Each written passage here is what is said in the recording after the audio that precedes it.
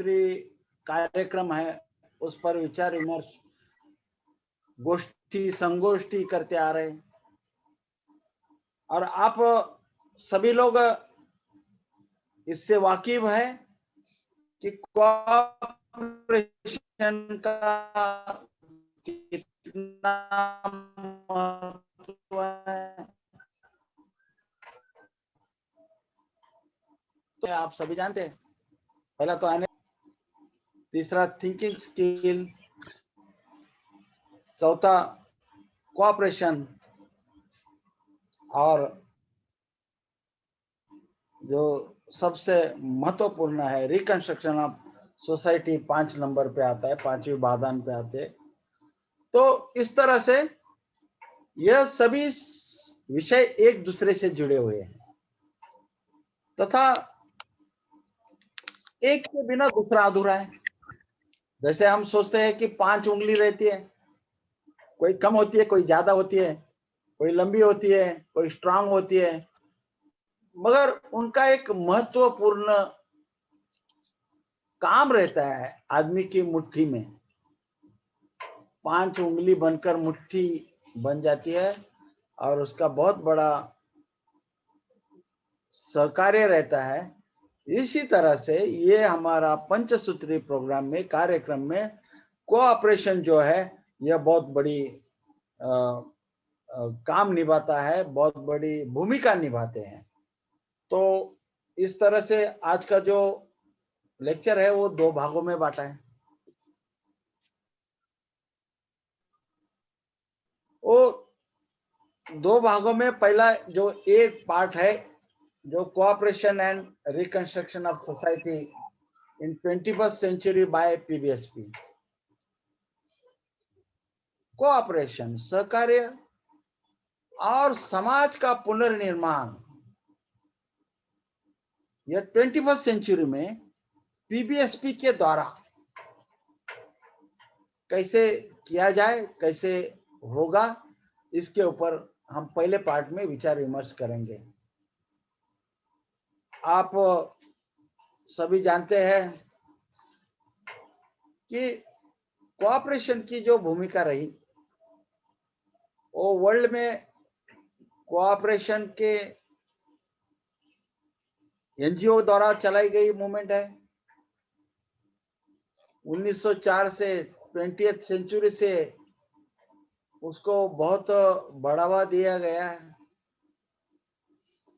तथा यह अभी कोऑपरेटिव ईयर खत्म हो गया है, कोऑपरेटिव डिकेड, दशक जो 20 को खत्म हुआ।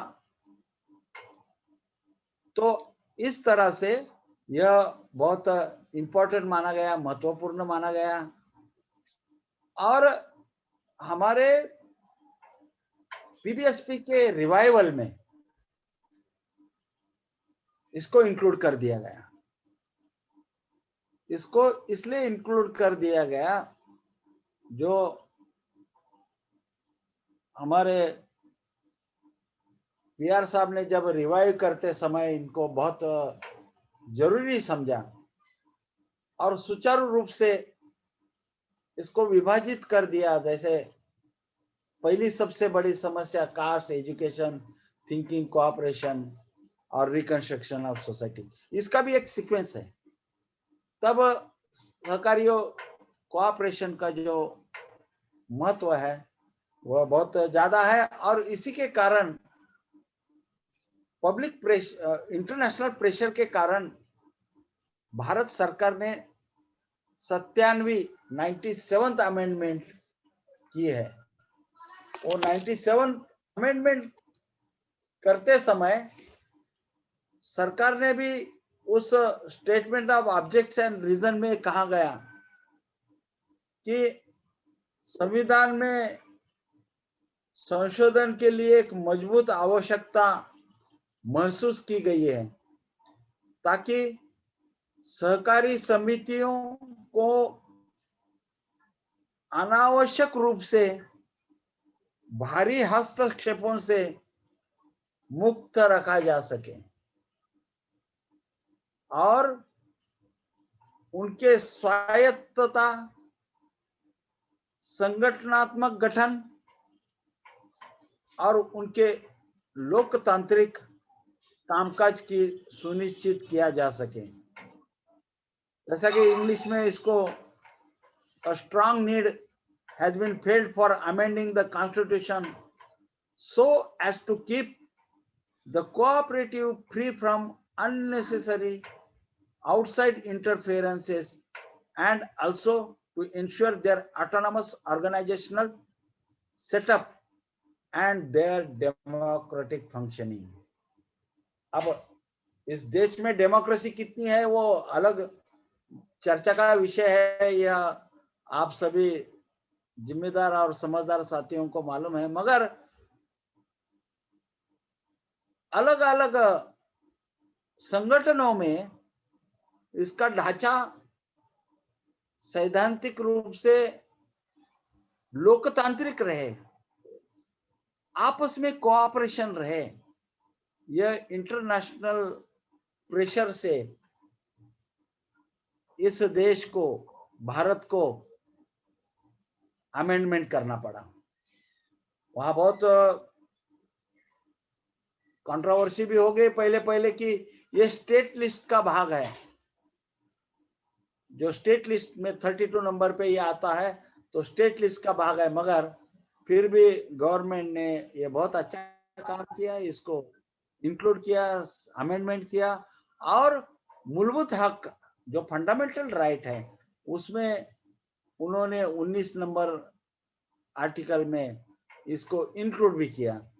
तो इस तरह से कोऑपरेशन का बहुत महत्व है और इसी कारण पीबीएसपी ने यह सोचा, यह रिसर्च किया, हम अभी भी रिसर्च कर रहे हैं, समझ रहे हैं कि कोऑपरेशन को ज्यादा से ज्यादा सुचारू रूप से कैसे अंगीकार कर सकते हैं, कैसे अडॉप्ट कर सकते हैं और हमारी बिगड़ी हुई बात बना सकते हैं।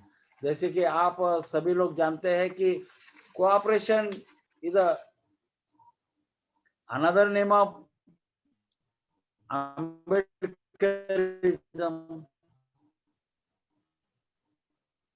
और it is the better way. Operation जो है वो अंबेडकर वाद को सक्सेस, यशस्वी करने का एक अच्छा रास्ता है।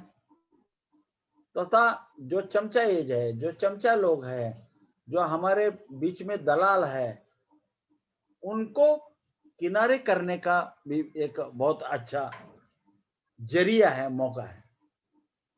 अब आप कोऑपरेशन में इतना जोश है, जोर है, ताकत है, यह फ्रैंकली स्पीकिंग अगर सच कहा जाए तो मैं कोऑपरेटिव में प्रैक्टिस भी करता हूं, कोऑपरेशन के बारे में थोड़ा जानकारी थी, मगर इतनी गहराई से सूक्ष्म रीत्या हमने कभी सोचा नहीं था। यह तो पीबीएसपी ने जब चैलेंज किया, ललकारा, पीबीएसपी ने जब हमारे मेन एजेंडा में कोऑपरेशन का नाम लिया, तब इसकी गहराई का मुझे भी ज्ञान हुआ। नहीं तो हम सोसाइटी का झाड़ू पोछा लगाने का कोऑपरेटिव सोसाइटी यही मीनिंग कहते थे, और जो खेती बाड़ी है उसकी सोसाइटी थी, दूध वगैरह या अमूल दूध वगैरह उसके तक ही सीमित थी।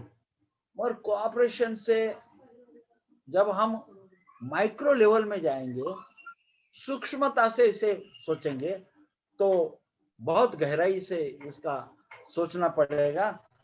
हमारे धीमंत पियार साहब ने एक किताब रेफर की थी, आपको भी पता होगा शायद, इंटीग्रेशन बाय कोऑपरेशन।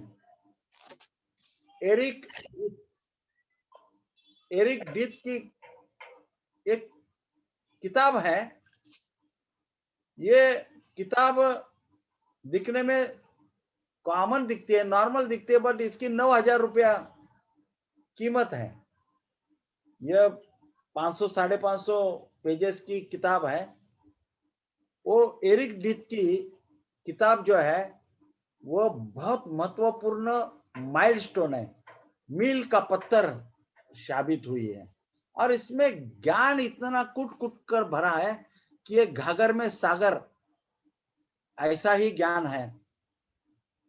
मैंने तो साहब के कहने से इसकी इंट्रोडक्शन हमने डाउनलोड की थी और उसको थोड़ा पढ़ा था, इसका मतलब समझने के लिए। तो जॉन डिवे जी का जो लिटरेचर है उसके तरह से ही बहुत जटिल है मगर बहुत इंपॉर्टेंट भी है। तो यह इंटीग्रेशन बाय कोऑपरेशन, यह हमें जब reconstruction of society in 21st century PBSP के द्वारा कैसे की जाए, तो इसका बहुत ही हमें फायदा होता है। यह हमारे प्रश्न से बहुत जुड़ा हुआ किताब है। उसमें उन्होंने इंट्रोडक्शन में भी कहा है कि कंस्ट्रक्टिविस्ट सोशल थ्योरी, रचनावादी सामाजिक सिद्धांत, कंस्ट्रक्टिविस्ट सोशल थ्योरी, रचनावादी सामाजिक सिद्धांत, यह एक अपने आप में अलग थलग विषय है, बहुत महत्वपूर्ण है। और यह सहकार्य द्वारा एकीकरण, देखिए कितनी बड़ी बात कही है, इंटीग्रेशन बाय कोऑपरेशन। तो हम अगर इस देश के सामाजिक जीवन में इसको लागू करते हैं तो कैसा महसूस होगा, कैसा लगेगा, किस रास्ते से हम जाएंगे, किस मकाम तक पहुंचेंगे, यह हमें सूक्ष्म रीति से सोचना होगा। हमारी बात, बिगड़ी हुई बात को बनाने के लिए हमें कोऑपरेशन की बहुत जरूरी है। देखिए, इस हम अंबेडकर आइडियोलॉजी को मध्य मानते हुए सोशल रिकंस्ट्रक्शन, समाज परिवर्तन को देखते हैं। बाबा साहब को एक महाराजा सयाजीराव गायकवाड़ थे, वो राजा थे, उनको कोई जरूरत नहीं थी कौन पढ़ रहा है लिख रहा है क्या है, वो अपने अपने थाट में रहते, मगर वो बहुजन समाज के राजा थे, इसके लिए वो बड़ौदा के थे।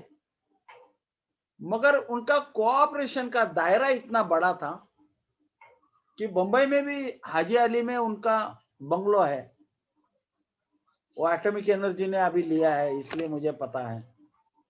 तो वहां आके वहां की भी निगरानी करते थे, कम ज्यादा देखते थे, ताकि पहले ये बंबई ज्यादा गुजरात से जुड़ी हुई थी।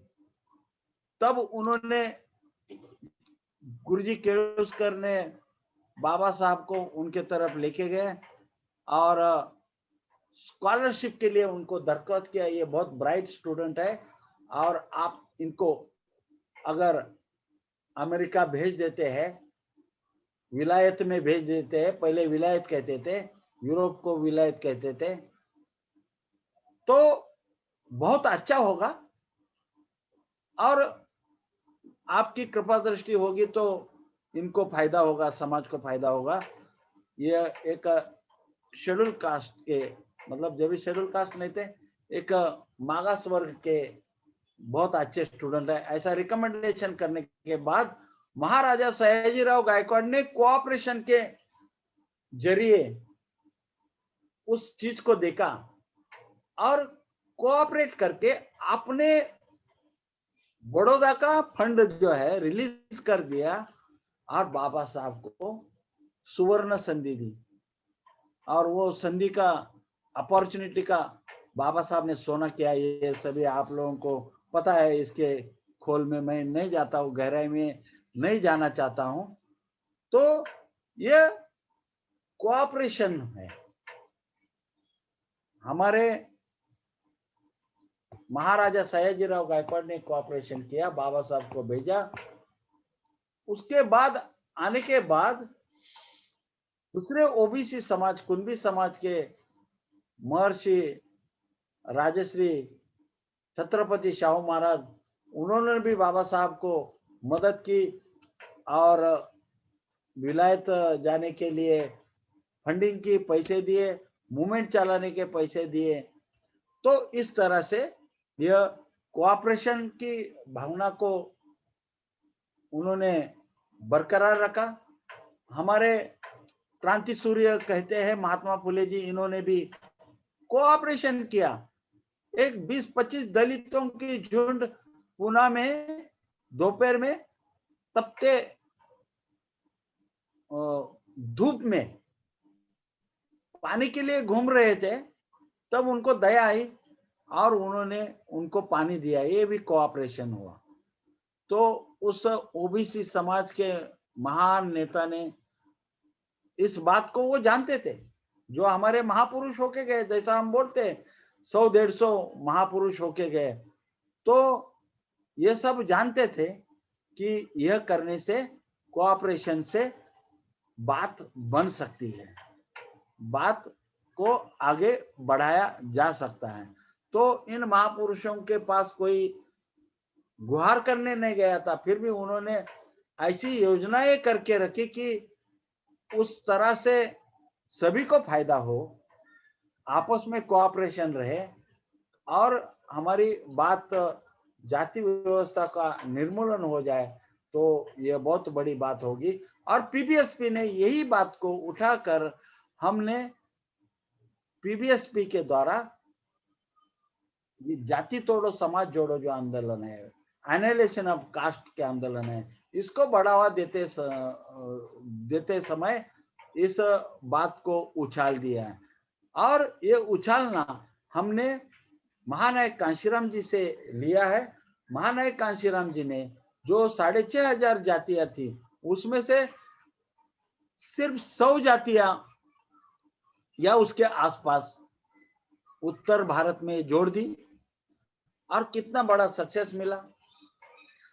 सबसे ज्यादा सक्सेस कि ये हो सकता है, ये पॉसिबिलिटी है, जैसा कि अभी नारसिंह साहब ने भी कहा, power of power is power of possibility, और हम लोग सोचते भी है, थिंकिंग में भी है। तो यह बहुत बड़ी चीज है कि कोऑपरेशन से यह हमारी बात बन सकती है। बाबा साहब ने भी स्टेट्स एंड माइनॉरिटी में जो कलेक्टिव फार्मिंग है, कलेक्टिव फार्मिंग, सेपरेट सेटलमेंट, और हमारे जो उद्योग रहेंगे, उद्यम रहेंगे, उसके प्रोडक्ट्स कैसे बांटना है, कैसे आपस में कोऑपरेटिव वे से एक ने बनाना है, दूसरे ने खरीदना है। जाति के बाहर पैसा नहीं जाना चाहिए और कोऑपरेशन बरकरार रहे। हमारी आर्थिक परिस्थिति, हम आत्मनिर्भर रहे कोऑपरेशन से, और उस तरह से हम आगे बढ़ते रहेंगे। अभी तो यह बात बहुत जरूरी बन गई है। तो मैं आपका ध्यान खींचना चाहता हूं, ये एरिक डीप के इंट्रोडक्शन में यह दूसरे पेज पे उन्होंने बहुत अच्छी तरह से कुछ पॉइंट दिए हैं। उन्होंने कहा है कि जो कोऑपरेशन है, उसमें जो बादान है, उसमें जो स्टेप है, उस स्टेप को अगर अच्छी तरह से स्टडी करके उस रास्ते से चले, तो कोऑपरेशन से हम रिकंस्ट्रक्शन ऑफ सोसाइटी, समाज बदलाव का बात कर सकते हैं। जैसे कि पहली बात है स्ट्रक्चर। स्ट्रक्चर मतलब संरचना, स्ट्रक्चर संरचना।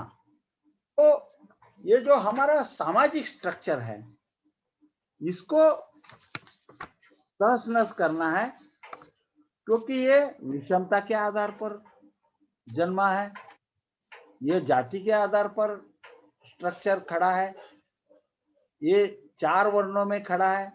इसको पहले हमने 21st सेंचुरी में अगर इसको तहस नहस करेंगे तो आगे की बात बढ़ सकती है। फिर आता है फॉर्म्स ऑफ एक्शन। यह स्ट्रक्चर तहस नहस करने को, डिस्ट्रॉय करने के लिए हमारे फॉर्म्स क्या रहेंगे, कृति क्या रहेगी, और उस कृति के रूप क्या रहेंगे, फॉर्म्स ऑफ एक्शन। तो जाति तोड़ो समाज जोड़ो आंदोलन साहब ने किया, तो इसमें आप लोग वाकिफ है, एनालिसिस कास्ट आपने पढ़ा, आपने कास्ट इन इंडिया पढ़ा, उसके ऊपर विचार विमर्श किए, बहुत से हमारे सहकारी वाकिफ है उस बात से। तो जो बाबा साहब ने जो नुस्खे बताए हैं, उपाय बताए हैं कि कास्ट कैसे एनालिट किया जाता है, कास्ट किस आधार पर टिकी है, श्रुति स्मृति पुराण, और जो समाज पारतंत्र विचारों की पारतंत्र में जकड़ा हुआ है, उस बेड़ियों को, श्रृंखला को जब तक हम तोड़ते नहीं हमारे विचारों से, जब तक डायनामाइट नहीं लगाते, तब तक यह किला जो है, ये सिटाडेल है जाति का, वो तहस नहस नहीं हो पाएगा, गिरेगा नहीं। तो इस तरह से हमारी कृति क्या होनी चाहिए, फॉर्म्स ऑफ एक्शन क्या होना चाहिए, कृति के रूप क्या होना चाहिए, यह सोचना बहुत जरूरी हुआ है। तीसरा, एक कलेक्टिव आइडेंटिटी, सामूहिक पहचान। सामूहिक पहचान हमारी क्या है? जैसे पहले हम पीबीएसपी में 98 से 2003 तक जब हम लेक्चर देते थे, कैडर कैंप करने जाते थे, तब एक सब्जेक्ट पीआर साहब ने इंट्रोड्यूस किया था, insulted caste in search of better identity, respected identity. इसका ऊहापोह बहुत जगह पे हुआ, लोगों को बहुत अच्छा लगा ये विचार, ये नाविन्यपूर्ण नॉवेल विचारों से बहुत से लोग प्रभावित हुए, और इस तरह से जो कास्ट की आइडेंटिटी है वो अभी अपमानित है। भारत के समाज में आज भी कास्ट एग्जिस्ट है।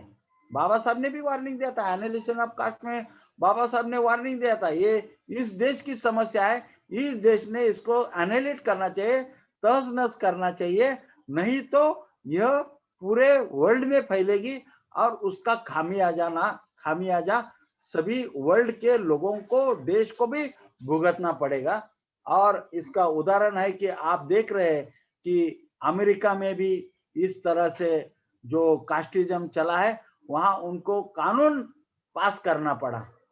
तो कितने दूरदृष्टि थी बाबा साहब की, महापुरुषों की, जितने भी महापुरुष हैं उनकी दूरदृष्टि बहुत लंबे सालों तक देखने की दृष्टि थी। तो इस तरह से ये इंसल्टेड कास्ट है, जो कलेक्टिव आइडेंटिटी है। जैसा कहा जाता है कि आप कितने बड़े हो गए वो बहुत इंपॉर्टेंट नहीं है, आप कलेक्टर हो गए, प्रेसिडेंट हो गए, जो भी हो गए, उच्च पद पर गए, आप सबसे अमीर भी बने, मगर आपकी पहचान जो है, आपकी कलेक्टिव आइडेंटिटी है, सामूहिक पहचान है, वो बहुत मायने रखती है। जब आपका समाज बेटर आइडेंटिटी में होगा, रिस्पेक्टेड आइडेंटिटी में होगा, तब आपका वैल्यू होगा। जैसे कि एक समाज का नाम आपने लिया तो हम बोलते हैं अरे ये पैसे वाला समाज है, दूसरा समाज का नाम लिया तो लोग बोलते हैं कि ये ज्ञानी समाज है, इनका सबसे ज्यादा वर्चस्व, सबसे आईएएस ऑफिसर है, सबसे जजेस है।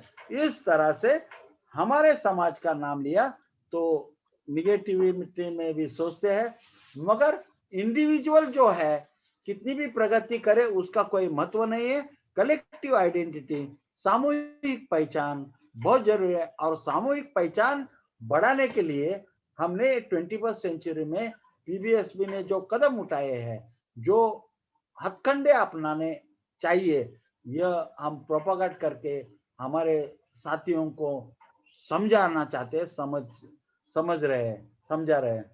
फिर चौथा आता है बेसिक वैल्यू, बुनियादी मूल्य। बुनियादी मूल्य मतलब ये जो चयन है, ये जो बेसिक है, मूल्य है, बुनियादी मूल्य है, इसको किस तरह से डेवलप करें। कोऑपरेशन में कोऑपरेशन के सिद्धांत, उसकी परिभाषा क्या है, परिभाषा जो आपने मेरे पहले वो कार्यकर्ता ने बहुत लोगों ने बताया होगा कि सहकारी सिद्धांत क्या बताते हैं। सामाजिक विज्ञान में आमतौर पर और विशेष रूप से भाषा विज्ञान में सहकारी सिद्धांत बताता है कि लोग सामान्य सामाजिक स्थितियों में प्रभावी संवादी संचार को प्राप्त करें।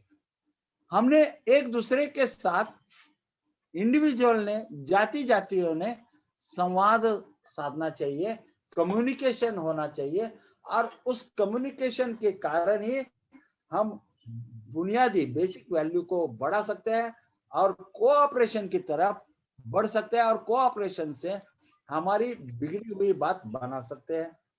अब लास्ट में जो आता है, छठी बात, वो एलिमेंट्री कंसेंसस, मतलब प्राथमिक सहमति।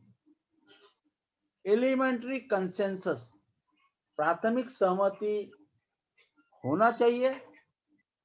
हमारी पहली तैयारी होना चाहिए, मन की तैयारी होनी चाहिए, और मन की तैयारी के साथ, जब मन की तैयारी होगी तब हम आगे बढ़ेंगे। तो प्राथमिक सहमति होना बहुत जरूरी है, और हमें कोऑपरेशन का महत्व समझने के बाद ही हम प्राथमिक सहमति के तरफ बढ़ सकते हैं। और आखिरी में आता है लोग, पीपल। ये जो स्टेज है पीपल, लोगों को इकट्ठा रखना, साथ में रखना। और जब कोऑपरेशन होगा तो कोऑपरेशन के जरिए हम हमारी बातों को बढ़ावा दे सकते हैं। जैसे कि मैंने सेपरेट सेटलमेंट की बात की, बाबा साहब ने जो, अब हम इतने दिन से बात कर रहे हैं, हर एक समाज के तबके से हमारा सुख दुख आपस में बांट रहे हैं, पूरे देश से हम इकट्ठा हो रहे हैं, पूरे जाति के लोग इकट्ठा हो रहे हैं, और सबको एक ही आइडेंटिटी से पहचाना जाना चाहिए, ऐसा बहुजन आइडेंटिटी लेकर काम कर रहे हैं। हमारे सुख दुख है एक है, हमारे विचार एक है, हमारा एम एक है, और इसलिए रिकंस्ट्रक्शन ऑफ सोसाइटी जो है, ये समता, स्वातंत्र्य और बंधुता पे आधारित होनी चाहिए। यह कॉन्स्टिट्यूशन में भी बाबा साहब ने इसका जिक्र किया है, हम लोग भी समझते हैं। क्योंकि इस देश में, अगर इस देश के बारे में अगर कहा जाए कि जो आर्थिक, सामाजिक और राजकीय परिस्थिति यह समान नहीं है, जो बाबा साहब ने भी 26 नवंबर 1949 में कंक्लूडिंग सेशन, जो घटना का आखिरी बाबा साहब का कंक्लूडिंग स्पीच था, तो उसमें भी बाबा साहब ने कही है, आप सभी जानते हैं। तो इस तरह से cooperation and reconstruction of society in 21st century by PBSP, यह बात आपको माननी पड़ेगी।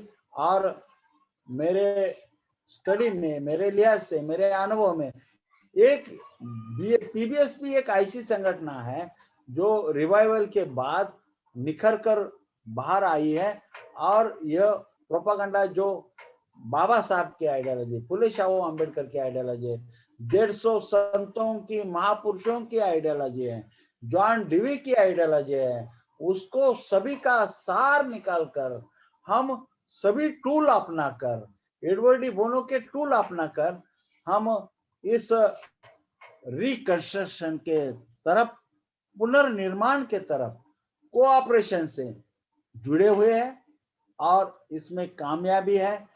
खाली बात तो बार बार वही आती है कि हम कितने साथियों को कोऑपरेशन से जोड़ दे और कितने तेजी से चले। तो ये तो cooperation and reconstruction by PBSP in 21st century, यह मैं समाप्त करता हूँ। दूसरा जो पार्ट है ये बी पार्ट है। तो इस तरह से वो बी पार्ट है जो visualization of government of Ashoka. Government of Ashoka का जो हम विजुअलाइज करते हैं, देखते हैं, सोचते हैं, उसको किस नजरिए से देखना चाहिए। अशोका द ग्रेट का जो साम्राज्य था, आपने बहुत लेक्चर भी सुने, बहुत जाना है, बहुत पहचाना है, इंटरनेट में भी है, किताबें भी है थोड़े बहुत। और इस तरह से यह सबसे बड़ी उपयुक्तता है सोशल ट्रांसफॉर्मेशन मूवमेंट में। महान अशोका की जो हम विजुअलाइजेशन करेंगे, जो हम सोचेंगे अंतर्मन को, कि उस समय में मनुवादियों के 4 वर्ण के बावजूद महान सम्राट अशोक ने 4 वर्णों को तोड़ के सम्राट महान अशोका ने स्वातंत्र्य, समता और बंधुत्व पर आधारित समाज का पुनर्निर्माण किया। उन्होंने 4 वर्णों को तोड़कर किस रास्ते से, किस बातों से, किस बात को उछालकर, किस बात को अपनाकर उन्होंने समता, स्वातंत्र्य, बंधुत्व पर आधारित समाज का निर्माण किया, वो एक ही बात है। उन्होंने कहा भी है शिलालेखों में, मैंने जो कुछ भी किया लोगों को सोचने वाला समाज बनाकर, अन्वीक्षकी विद्या यह पढ़ाकर मैंने यह सब हासिल किया। जब लोग सोचते रहे तो अच्छा सोचने लगे। उन्होंने पंचशील का पालन करना शुरू किया। पंचशील पालन के कारण उन्होंने कम मिलिट्री, कम एडमिनिस्ट्रेशन और कम गवर्नमेंट का इंटरफेरेंस के साथ समाज का निर्माण किया। तो यह समाज का कल्याणकारी जो राज्य है वो social transformation movement in 21st century, इसमें अब कैसे लागू होता है, इस बात को 21st सेंचुरी में सोचना है, लागू करना है। तो कैसा विजुअलाइज करें। गवर्नमेंट महान अशोका का कल्याणकारी राज्य, यह बड़ी उपयुक्तता के साथ हम सोचे तब बात बन सकती है। क्योंकि बाबा साहब ने भी कहा है, आपने देखा है, आपने पढ़ा है कि पहले इतिहास में एक सुवर्ण काल ऐसा था जो मौर्य सम्राट का काल था। वहां जो बहुत अच्छी तरह से लोग समता, स्वातंत्र्य, बंधुत्व पे रहते थे, और जो दबा हुआ समाज है, कुचला हुआ समाज है, वो राज्य करता था, उनका राज था। तो वो बहुत सोचने लायक, देखने लायक, और वह इतिहास हमें प्रेरित करता है। इस इतिहास से प्रेरणा लेकर हम उसका विजुअलाइज करके 21st सेंचुरी में सोशल ट्रांसफॉर्मेशन मूवमेंट को कैसे रूप दे, कैसे उसका निर्माण करें। क्योंकि ये इतिहास मौर्य सम्राट का, जो बाबा साहब ने कहा है, महान महानायक कांशीराम जी ने भी कहा है, मेरे सपनों का भारत, महान अशोका का भारत। तो यह इतिहास का पुनर्निर्माण हमने करना बहुत जरूरी है, और इसके लिए इतिहास भी पढ़ना चाहिए। हम आजकल शिलालेखों के बारे में सोच रहे, महान अशोका के बारे में स्टडी कर रहे, सोच रहे। तो महान व्यक्तियों ने भी कहा है, इतिहास से प्रेरणा मिलती है, प्रेरणा से जागृति निर्माण होती है, और जागृति से संघर्ष निर्माण होता है, संघर्ष से शक्ति निर्माण होती है और शक्ति से ताकत मिलती है और ताकतवर ही शासक बनता है। यह सब हम पहले इतिहास हमारा पढ़े, हम शासक थे, सुजलाम सुफलाम देश था और हम अच्छी तरह से यहाँ इस देश का कारोबार चलाते थे। बाद में पुष्यमित्र श्रृंग वगैरह उसमें मैं नहीं जाना चाहता हूँ, क्योंकि इस महान अशोका का जो कल्याणकारी राज्य है, यह हमें शिलालेखों के द्वारा उन्होंने कहा है, मैं जो कुछ भी प्रगति कर पा रहा हूँ मेरे लोगों में, मेरे प्रजा में, तो यह उनको सोचने वाला बनाकर अन्वीक्षकी जो है यह विद्या प्राप्त करके बना पा रहा हूँ। और आपको पता है कि उस समय में पूरे देश से, पूरे वर्ल्ड से, पूरे दुनिया से स्टूडेंट इस भारत में आते थे और भारतवर्ष में जो बड़ी बड़ी यूनिवर्सिटी विद्यापीठ थे, वहां से स्टडी लेके उच्च प्रति की शिक्षा थी। वहां आप जानते हैं, जब महान अशोका ने यहाँ पशु हत्या बंद की और राजप्रसाद जो राजवाड़ा है उसमें मांस भक्षण होता था, वह बंद किया। लोगों की पूर्तता के लिए रास्ते बनाए, दलन वलन बनाया, कम्युनिकेशन बनाया। यहां तक कि उनके राज्य में इंटेलिजेंस लोग थे, इंटेलिजेंस नेटवर्क था, वो नजर बनाए रखता था। जहां मिनिस्टर रहते थे उनके, वो नजर बनाए रखते थे कौन क्या कर रहा है, और उसकी गुप्त वार्ता और सीक्रेट माहिती, जैसे अभी आजकल रॉ, सीबीआई, सीआईडी है, उस तरह से तभी भी महान अशोका के कार्यकाल में वो होते थे। इस तरह से नजर रहती थी, कोई भला बुरा अपना वार्ता नहीं करते थे या बहुत अच्छी तरह से पंचशील तत्व का पालन करते हुए रहते थे। तो इस तरह से उन्होंने कंस्ट्रक्शन किया, स्तूप बांधे और बड़े बड़े कंस्ट्रक्शन किए और शिलालेखों द्वारा लोगों को खुद काम द्वारा पत्थरों के ऊपर लिख कर रखा कि राजा कैसा होना चाहिए, उसके सेक्रेटरी कैसे होना चाहिए, गवर्नमेंट सर्वेंट कैसे होना चाहिए। और उस कारण लोगों में अपने आप मॉरलिटी की बातें आ गई और अडॉप्ट करने लगे। तो इस तरह से 21st सेंचुरी में भी इस बात का अगर हम प्रयोग करते हैं, उपयोग करते हैं, अपनाते हैं और उस रास्ते पे चलते हैं, तो हम अपना जो प्रवास है, हम अपनी प्रगति है, वो बहुत अच्छी तरह से कर सकते हैं।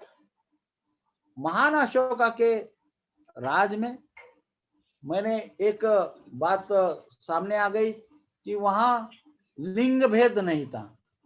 देखिए, जो उन्होंने हथकंडे हथकंडे कहने से जो प्रिंसिपल तत्व अपनाए, वही तत्व बाबा साहब ने कॉन्स्टिट्यूशन में वैसे की वैसे उतार दिए।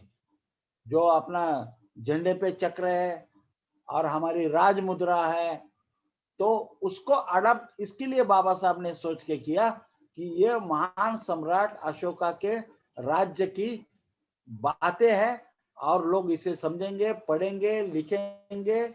और पुरातत्व विभाग के द्वारा जो उत्खनन वगैरह शुरू है, उसके मदद से अपने आप को सोशल ट्रांसफॉर्मेशन मूवमेंट में कामयाब पाएंगे।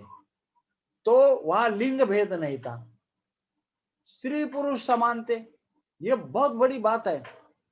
2400 साल, 2500 साल हम कहते हैं, तो उस जमाने में लिंग भेद नहीं था, सभी लोग समान थे। जाति प्रथा का नाश हुआ था, सब समता स्वातंत्र्य और बंधुता के आधार पर सभी बातें चलती थी, इसलिए पीटना, लड़ना, झगड़ना, पुलिस नहीं था। नहीं तो आज देखिए, सिर्फ एक शख्स ये जाति का है, निचली जाति का है या ऊपर वाली जाति का है करके उसका बिहेवियर अलग रहता है। मैंने तो ऐसा न्यूज देखा था, हमारे उत्तर भारत के राजस्थान में एक हमारी महिला ने बहुत अच्छा, ठाकुर लोग जो पहनते हैं, बड़े बड़े लोग पहनते हैं, इस तरह से कपड़े पहने थे तो उसको सर फोड़ दिया था। गुजरात में घोड़े पे आदमी जाता है तो उसको खत्म कर दिया।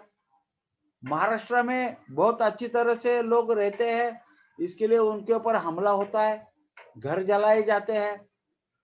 साउथ में वही हालत है, जो सवर्णों की बस्ती है वहां आने के लिए देते नहीं, और वहां से गुजरते समय अपने चप्पल निकाल के वहां से गुजरना है।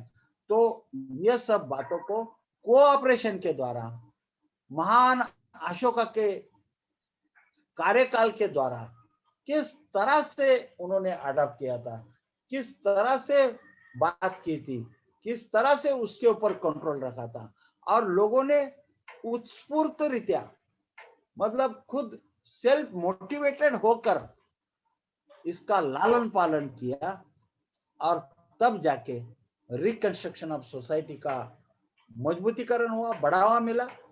तो इसको मद्देनजर रखते हुए हम 21st सेंचुरी में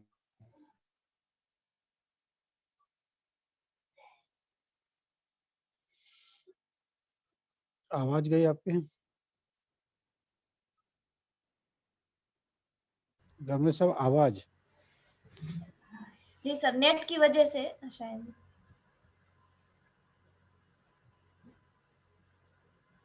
हेलो, हाँ सर। सर आपकी आवाज नहीं आ पा रही।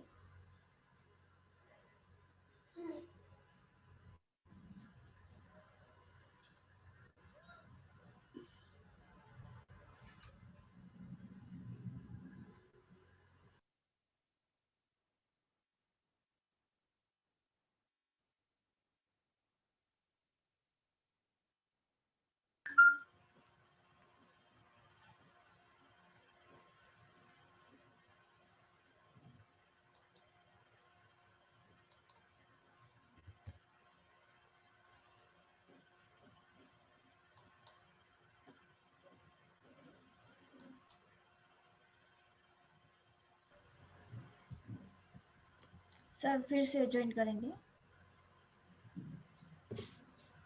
सर नेट की प्रॉब्लम है जी आ रहे हैं, दोबारा जुड़ रहे हैं अभी वो। यस आ गए, अनम्यूट करो। यस सर, करती हूँ। सर अनम्यूट करें आप। गमरे सर अनम्यूट करिए, अनम्यूट अपने को। गमरे सर अनम्यूट, यस हाँ यस यस, ठीक है, ओके। तो मेरा इंटरनेट में थोड़ा गड़बड़ हुआ था, कभी होता नहीं। बाय द वे, मैंने मेरे जो 2 पार्ट का जो कथन है वो मैंने तो कवर कर लिया है, और इसमें तो ये इंट्रोडक्शन ही समझिए, बात बहुत गहरी है, कोऑपरेशन की है, हमें इसलिए समय निकलना चाहिए। रिकंस्ट्रक्शन ये हमारा फायदा है। अगर होमोजीनियस सोसाइटी बनती है, बहुजन समाज बनता है, तो यह हमारा फायदा है। तो इसको मद्देनजर रखते हुए हमने इस पर अमल करना है, यह बहुत जरूरी बन गया। तो इस तरह से Actualization of government of Ashoka the Great is the biggest utility of social transformation movement in 21st century. यह बहुत बिगेस्ट यूटिलिटी है, बहुत बड़ी उपयुक्तता है। अगर हम उसी रास्ते से चले, जैसे मैंने कहा, इतिहास से प्रेरणा मिलती है, प्रेरणा से होती है। जैसे आपने देखा, भीमा कोरेगांव के बारे में पहले कोई नहीं जानता था, कोई आता भी नहीं था, बहुत कम लोग आते थे। बाबा साहब ने शुरुआत की, बढ़ते बढ़ते कारवा इतना बढ़ गया कि आजकल हर एक जन देखना चाहता है, जाना चाहता है। जो सिद्धनाथ महार है, जिसके लीडरशिप के तहत यह काम हो गया। उसके गांव का भी पता लगाया, महाराष्ट्र में सांगली जिले में उसका गांव है, वहां भी लोगों का तांता लगाया जाता है। तो ये प्रेरणादायी गोष्ठी है, ये प्रेरणादायक बातें हैं। तो इस जितनी प्रेरणादायक बातें हैं हमने अडॉप्ट करनी चाहिए, हमने सोचनी चाहिए, हमने उसको जीने का प्रयत्न करना चाहिए। हम ऐसे विजुअलाइज करना चाहिए कि हम उस पीरियड में जी रहे हैं। अगर महान अशोका इस प्रश्न को जानते थे तो क्या सोचते थे? शेतकरी आंदोलन है, शेत मजदूर की कोई बात नहीं करता है, जो खेती में लेबर है, जो असंगठित है, उसकी कोई बात नहीं करता है। कोरोना में 2-2 हजार किलोमीटर चल के जाता है। हमारा बहुजन समाज जो पिछड़ा है उसकी कोई बात नहीं करता है। अगर सम्राट अशोका रहते तो क्या करते? सम्राट अशोका रहते तो खेती का सामाजिकरण करते, नेशनलाइजेशन करते, और इस तरह से सभी लोग खेती का मालिक होते हैं। बाबा साहब ने भी वही कहा कि इसको नेशनलाइजेशन अगर एग्रीकल्चर का करे तो कोई मालिक नहीं होगा, कोई नौकर नहीं होगा। मगर ये हो न सका, प्रैक्टिकली कर नहीं पाए। तो ये बात को छेड़कर तो गए। हम लोगों ने विजुअलाइजेशन करके महान अशोक अगर रहते तो वो इस बात को क्या सोचते, कैसे बढ़ावा देते, कैसे इंप्लीमेंट करते, क्या एक्शन लेते, यह अगर हम सोचेंगे तो यह बहुत बड़ी बात होगी। और हम सोसाइटी का पुनर्निर्माण जो समता, स्वातंत्र्य और बंधुता पे आधारित करना चाहते हैं, पीबीएसपी वो मकाम को हासिल करना चाहती है, वह सहज शक्य होगा। यह अपील टास्क है, इसको समय भी लगेगा। अच्छे कामों को हमेशा समय लगता है, डिस्ट्रक्शन करने के लिए समय नहीं रहता है, मगर पुनर्निर्माण करने में बहुत समय लगता है। और मैं सौभाग्यशाली समझता हूँ कि आप जैसे लोग इस बात को समझ रहे हैं, सोच रहे हैं, पढ़ रहे हैं, और ईच वन टीच वन करके हम आपस में बड़ी संख्या में इस मकाम को आगे लेके जाएंगे। इसके साथ मैं यह बात को बढ़ावा देता हूं कि महान अशोका का राज आएगा, सबको भयमुक्त बनाएगा। Thank you. जय भीम। Very nice.